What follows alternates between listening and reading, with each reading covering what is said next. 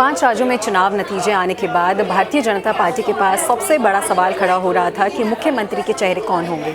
ऐसे में अब 2 राज्यों में यानी कि छत्तीसगढ़ और मध्य प्रदेश में नए चेहरों को उतारकर बीजेपी ने सबको चौंका दिया है। सवाल अब राजस्थान पर खड़ा हो रहा है, जिसका फैसला आज कुछ ही वक्त में आ जाएगा। जहां एक तरफ छत्तीसगढ़ में बीजेपी सरकार ने आदिवासी कार्ड चल दिया है, तो वहीं दूसरी तरफ मध्य प्रदेश में OBC card Bharatiya Janata party ने इन चुनाव नतीजों के बाद चल दिया है। ऐसे में अब आगे 2024 में जो लोकसभा इलेक्शंस चुनाव होने वाले हैं, उनको लेकर चर्चाओं का माहौल गर्म हो गया है, तेज हो गया है। तो सबसे बड़ा सवाल यही खड़ा हो रहा है कि क्या राम मंदिर, अनुच्छेद 370 और मोदी की गारंटी वाला जो कार्ड है वो बीजेपी का 2024 में काम करने वाला है या नहीं, और यही टॉप जो चुनावी एजेंडे हैं वही होने वाले हैं 2024 के इलेक्शंस में। तो इन सभी को लेकर चर्चाओं का माहौल गर्म हो गया है और इस पर लगातार वाद विवाद और चर्चाएं छिड़ गई हैं।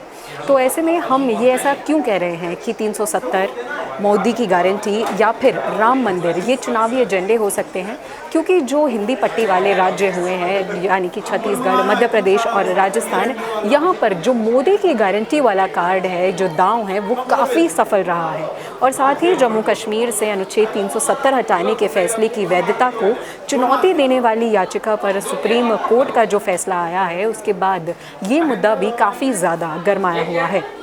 तो ऐसे में अब विधानसभा चुनावों के नतीजे के बाद क्या लोकसभा चुनाव जो 2024 में होने वाले हैं, उसमें भारतीय जनता पार्टी इन्हीं 3 एजेंडों को लेकर काम करती हुई नज़र आने वाली है या नहीं, इस पर सवाल खड़े हो गए हैं। तो पहले हम अगर बात कर लें राम मंदिर की, तो बीजेपी का सियासत या सियासी आधार जो रहा है वो एक बहुत लंबे समय से राम मंदिर का रहा है, और अब उसकी स्थापना के बाद से ही बीजेपी लगभग हर चुनाव में राम मंदिर के मुद्दे को लेकर सामने आती है। उनकी एक टैगलाइन भी है कि रामलला हम आएंगे, मंदिर वहीं बनाएंगे। ऐसे में विरोधी दल काफ़ी सवाल जवाब करते हैं कि कहते हैं कि मंदिर तो वहीं बनाएंगे लेकिन तारीख नहीं बताएंगे। ऐसे में राम मंदिर के मुद्दे पर विपक्ष भी हमलावर होता हुआ दिखाई देता है और लगातार बीजेपी को इस मुद्दे पर बात करता हुआ भी दिखाई देता है इस मुद्दे पर। अब दूसरा आता है एजेंडे में अनुच्छेद 370। लंबे समय से जम्मू और कश्मीर को लेकर एक नारा चल रहा है, एक बात चल रही है कि एक विधान, एक निशान और एक प्रधान। इस नारे पर बीजेपी के नेतृत्व वाली केंद्र की जो मोदी सरकार है, उसमें अनुच्छेद 370 और 35A को हटा दिया था इस नारे के चलते। लेकिन अब केंद्र सरकार के फैसला ये संवैधानिक है या नहीं है, उस पर सुप्रीम कोर्ट का फैसला भी सामने आ गया है। सुप्रीम कोर्ट ने केंद्र सरकार के जम्मू और कश्मीर से अनुच्छेद 370 हटाने के इस फैसले पर मुहर लगा दी है, जिसके चलते 2024 में एक बार फिर से अनुच्छेद 370 का ये मुद्दा उठकर सामने आ सकता है।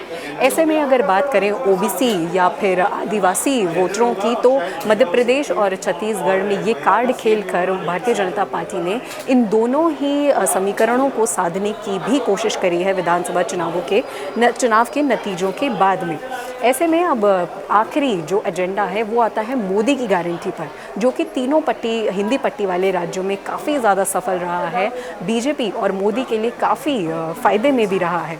और साथ ही बात करें और हिमाचल प्रदेश और कर्नाटक में जो गारंटी का दाव है वो सफल होने के बाद कांग्रेस ने राजस्थान, एमपी, छत्तीसगढ़ और जो दूसरे राज्यों में है उसमें अपना गारंटी का दाव चलने की कोशिश तो की थी, लेकिन कांग्रेस का जो रणनीति थी चुनाव को लेकर वो उनके लिए, उनके पक्ष में जाती हुई नज़र नहीं आई। तो ऐसे में सबसे बड़ा काउंटर मोदी की गारंटी जो सफल होता हुआ दिखाई दे रहा है, चारों राज्यों में वो सफल भी हुआ है।